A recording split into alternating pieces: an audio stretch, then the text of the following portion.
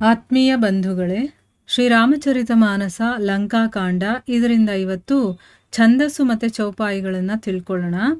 ಚಲೆವು ನಿಸಾಚರ ಕಟಕ ಅಪಾರ, ಚತುರಂಗಿನಿ ಅನಿ ಬಹುಧಾರ, ಬಿಬಿಧಿ ಭಾತಿ ಬಾಹನ ರಥ ಜಾನ, ಬಿಪುಲ್ ಬರನ್ ಪತಾಕ ಧ್ವಜ ನಾನಾ, ಚಲೆ ಮತ್ ಗಜ ಜೂಥ ಘನೇರೆ, ಪ್ರಾಭಿಟ ಜಲಧ ಮರುತ ಜನು ಪ್ರೇರೆ, ಬರನ್ ಬರನ್ ಬಿರದೈತ निकाया, समर सूर जानही बहुमाया, अति विचित्र बाहिनी बिराजी, बीर बसंत सेन जनु साजी, चलत कटक दिग सिंधुर डगही, क्षुभित पयोधि कुधर ढग मगही, उठी रेणु रबि गयवु छपाई, मरुत थकित बसुधा अकुलाई, पवन निसान घोर रव बाजही, प्रलय समय के घन जनु गाजही, भेरी नघीरी बाज सहनाई, मारू राग सुभट सुखदाई,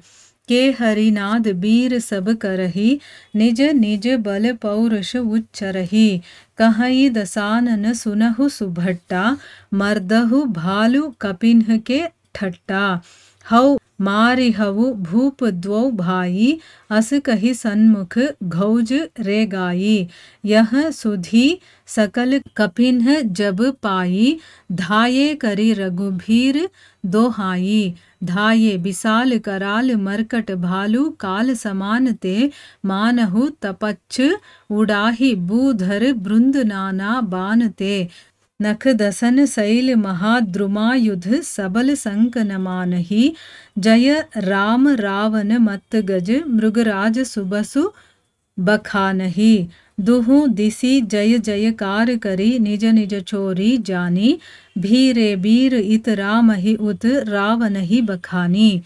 ಇವು ಛಂದಸ್ಸು, ದೋಹೆ ಮತ್ತು ಚೌಪಾಯಿಗಳು. ಈಗ ಇದರ ಅರ್ಥವನ್ನು ತಿಳ್ಕೊಳ್ಳೋದಕ್ಕೆ ಪ್ರಯತ್ನ ಮಾಡೋಣ. ತುಳಸಿದಾಸರು ಹೇಳುತ್ತಾರೆ, ಜೀವದ್ರೋಹಪರರು, ಮೋಹವಶರಾಗಿರುವಂಥವ್ರು, ಶ್ರೀರಾಮನಿಗೆ ವಿಮುಖರಾಗಿರುವಂಥವ್ರು, ಕಾಮಾಸಕ್ತರು, ಇಂಥವರಿಗೆಲ್ಲ ಕನಸು ಮನಸ್ಸಲ್ಲಾದರೂ ಸಂಪತ್ತು ಅನ್ನೋದು ಸಿಗುತ್ತಾ, ಶುಭ ಶಕುನಗಳೇನಾದರೂ ಆಗುತ್ತಾ, ಶಾಂತಿ ಅನ್ನೋದು ಸಿಗುತ್ತಾ ಅಂತ ಹೇಳ್ತಾರೆ. ಯಾಕೆಂದರೆ ಈಗ ರಾಮನ ಮೇಲೆ ಯುದ್ಧ ಮಾಡೋಕ್ಕೆ ಹೋಗ್ತಾ ಇದ್ದಾನೆ. ಅವನು ರಾಮನಿಗೆ ವಿಮುಖನಾಗಿರುವಂಥವನು, ಕಾಮಾಸಕ್ತ. ಅದಕ್ಕೋಸ್ಕರ ಅವನಿಗೇನಾದರೂ ಒಳ್ಳೆ ಶಕುನಗಳು ಬೀಳುತ್ತಾ? ಇಲ್ಲ, ಇಲ್ಲಿ ಬರೀ ಅಪಶಕುನಗಳೇ ಆಗ್ತಾ ಇದೆ ಅವನಿಗೆ. ಆದ್ದರಿಂದ ಅವರು ಆ ರೀತಿ ಹೇಳ್ತಾ ಇದ್ದಾರೆ. ಅಪಾರವಾದಂತಹ ನಿಶಾಚರರ ಸೈನ್ಯ ಮುಂದಕ್ಕೆ ಸಾಗಿತ್ತು. ಆ ಚದುರಂಗದ ಆ ಸೈನ್ಯದಲ್ಲಿ ಅನೇಕ ತುಕಡಿಗಳಿದ್ವು, ತಂಡಗಳಿದ್ವು, ಅನೇಕ ರೀತಿಯ ವಾಹನಗಳು, ರಥಗಳು, ವಿಮಾನಗಳು, ಮತ್ತೆ ಬಣ್ಣ ಬಣ್ಣದ ಧ್ವಜ ಪತಾಕೆಗಳು, ಮದಭರಿತವಾದಂತಹ ಆನೆಗಳ ಅನೇಕ ಹಿಂಡುಗಳು, ಆಮೇಲೆ ಪವನ ಪ್ರೇರಿತ ವರ್ಷಾಕಾಲದ ಮೇಘಗಳ ಹಾಗೆ ಅದು ಮುಂದೆ ಸಾಗ್ತಾ ಇದ್ವು. ವೀರರು ವಿಚಿತ್ರವಾದಂಥ ಉಡುಪುಗಳನ್ನೆಲ್ಲ ಧರಿಸ್ಕೊಂಡಿದ್ರು. ಅವರೆಲ್ಲರೂ ಕೂಡ ರಣವಿದ್ಯಾಕುಶಲರು, ಅಂದರೆ ಯುದ್ಧ ಮಾಡೋದಲ್ಲಿ ತುಂಬಾ ಎಕ್ಸ್ಪರ್ಟ್ ಅವರು, ಆ ರೀತಿ ಇದ್ದಂಥವ್ರು. ಮತ್ತು ಮಾಯಾವಿಗಳು ಕೂಡ ಆಗಿದ್ರು. ಅತ್ಯಂತ ವಿಚಿತ್ರವಾದಂಥ ಆ ಸೈನ್ಯ, ವೀರ ವಸಂತ ಇದಾನಲ್ಲ, ಅವನೇ ತನ್ನ ಪಡೆಯನ್ನು ಸಜ್ಜುಗೊಳಿಸಿದಾನೇನೋ ಅನ್ನೋ ಹಾಗಿತ್ತು. ಆ ಸೈನ್ಯದ ಪಥಸಂಚಲನೆಯಿಂದ ದಿಗ್ಗಜಗಳೆಲ್ಲ ತೂರಾಡಿದ್ವು. ಸಮುದ್ರ ಅಲ್ಲೋಲ ಕಲ್ಲೋಲವಾಯಿತು. ಪರ್ವತಗಳೆಲ್ಲ ಕಂಪಿಸುತ್ತೆ. ಸೇನೆ ನಡಿಬೇಕಾದ್ರೆ ಎದ್ದಂತಹ ಧೂಳು ಸೂರ್ಯನನ್ನೇ ಮುಸುಕಿಬಿಟ್ಟಿತ್ತು. ಆಮೇಲೆ ಆ ಗಾಳಿಯ ಚಲನೆನೇ ನಿಂತು ಹೋಯಿತು. ಭೂಮಿ ಎಲ್ಲ ತಲ್ಲಣಿಸ್ತಾ ಇದೆ. ಪ್ರಳಯ ಕಾಲದ ಮೇಘಗಳು ಗರ್ಜಿಸೋ ಹಾಗೆ ಡೋಲು ನಗಾರಿಗಳು ಭಯಂಕರವಾಗಿ ಮೊಳಗ್ತಾ ಇದ್ದಾವೆ. ಭೇರಿ, ಕೊಂಬು, ಕಹಳೆ ಮತ್ತು ನಾಗಸ್ವರಗಳು ಯೋಧರ ಉತ್ಸಾಹವನ್ನು ಇಮ್ಮಡಿಗೊಳಿಸುವಂತಹ ಕದನ ಕುತೂಹಲ ರಾಗವನ್ನು ಆಲಾಪಿಸ್ತಾ ಇದ್ದಾವೆ. ವೀರರೆಲ್ಲರೂ ಕೂಡ ಸಿಂಹನಾದವನ್ನು ಮಾಡ್ತಾ ತಮ್ಮ ತಮ್ಮ ಬಲ ಪರಾಕ್ರಮಗಳನ್ನು ಪ್ರಕಟಿಸ್ತಾ ಇದ್ರು. ಆಗ ದಶಕಂಠ ತನ್ನ ಸೇನೆಯನ್ನು ಸಂಬೋಧನೆ ಮಾಡಿ ಈ ರೀತಿ ಹೇಳ್ತಾನೆ. ಎಲೆ ಉತ್ತಮ ಯೋಧರುಗಳಿರ ಕೇಳಿ, ನೀವು ಈ ಕಪಿ ಕರಡಿಗಳ ಪಡೆಯನ್ನು ಹೊಸ್ಕಾಕ್ಬಿಡಿ. ನಾನು ಆ ಇಬ್ಬರು ರಾಜಕುಮಾರರನ್ನು ಕೂಡ ಬಲಿ ತಗೊಳ್ತೀನಿ ಅಂತ ಹೇಳಿ ತನ್ನ ಸೈನ್ಯವನ್ನು ಮುಂದಕ್ಕೆ ನಡೆಸ್ತಾನೆ. ಈ ವಾರ್ತೆಯನ್ನು ಕೇಳಿದ ತಕ್ಷಣ ವಾನರರೆಲ್ಲರೂ ಕೂಡ ಶ್ರೀರಾಮನಿಗೆ ಜಯವಾಗಲಿ ಜಯವಾಗಲಿ ಅಂತ ರಣರಂಗಕ್ಕೆ ಹಾರ್ತಾರೆ. ಇಲ್ಲಿ ರಾವಣ ನಾನು ಅವ್ರನ್ನ ನೋಡ್ಕೊಳ್ತೀನಿ, ನೀವು ಈ ಕಪಿ ಸೈನ್ಯನ್ನೆಲ್ಲ ಹೊಸ್ಕಾಕ್ಬಿಡಿ ಅಂತ ಹೇಳ್ತಾ ಇದ್ದಾನೆ.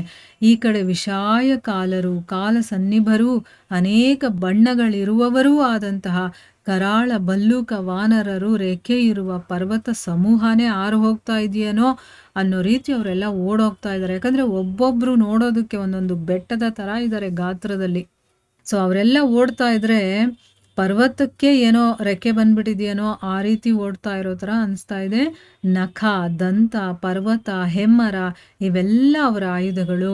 ಅವರಿಗೆ ನೋಡಿ ಯಾವುದೇ ಶಸ್ತ್ರಗಳು, ಅಸ್ತ್ರಗಳು ಏನೂ ಇಲ್ಲ. ಅವರಿಗೆ ತಮ್ಮ ಉಗುರುಗಳೇ, ತಮ್ಮ ಹಲ್ಲುಗಳೇ ಮತ್ತು ಪರ್ವತಗಳು, ಮರ, ಅದನ್ನು ಕಿತ್ತು ಅವ್ರ ಮೇಲೆ ಹಾಕೋದು, ಇದೇ ಅವರ ಆಯುಧಗಳು. ಅವರು ತುಂಬಾ ಬಲಾಢ್ಯರು ಮತ್ತು ಭಯನೇ ಇಲ್ಲದೆ ಇರೋರು, ನಿರ್ಭಯರು, ಛಲದಂಕಮಲ್ಲರು, ಅಂದರೆ ತುಂಬ ಛಲ ಇರುವಂಥವರು ಆಗಿದ್ರು. ರಾವಣ ಅನ್ನುವಂಥ ಮತ್ತ ಗಜಕ್ಕೆ ಸಿಂಹ ಸದೃಶರಾಗಿದ್ದಂತಹ ಅವರು ಶ್ರೀರಾಮನಿಗೆ ಜಯ ಜಯಕಾರವನ್ನು ಮಾಡ್ತಾ ಅವನ ಸುಯಶಸ್ಸಿನ ಗಾನವನ್ನು ಮಾಡ್ತಾ ಇದ್ರು. ಈ ಎರಡೂ ತಂಡಗಳ ಯೋಧರು ಕೂಡ ತಮಗೆ ಸರಿಯಾದ ಜೋಡಿಯನ್ನು ಆರಿಸ್ಕೊಂಡು ಹೋರಾಡೋದಕ್ಕೆ ಶುರು ಮಾಡ್ತಾರೆ. ಈ ಕಡೆ ವಾನರ ಭಲ್ಲೂಕಗಳು ಶ್ರೀರಾಮಚಂದ್ರನನ್ನ, ಆ ಕಡೆ ರಾಕ್ಷಸರು ರಾವಣನನ್ನ ಹೊಗಳುತ್ತಾ ಪರಸ್ಪರ ಭಯಂಕರವಾಗಿ ಕಾದಾಡ್ತಾರೆ. ತಮ್ಮ ತಮ್ಮ ನಾಯಕ ಯಾರೋ ಅವರಿಗೆ ಅವರು ಜಯಕಾರವನ್ನ ಮಾಡ್ತಾ ಎರಡೂ ತಂಡದವರು ಕೂಡ ತುಂಬಾನೇ ಭಯಂಕರವಾಗಿ ಕಾದಾಡ್ತಾ ಇದ್ದಾರೆ. ಇಲ್ಲಿಗೆ ನಾವು ನಿಲ್ಲಿಸೋಣ. ಹರೇ ಕೃಷ್ಣ.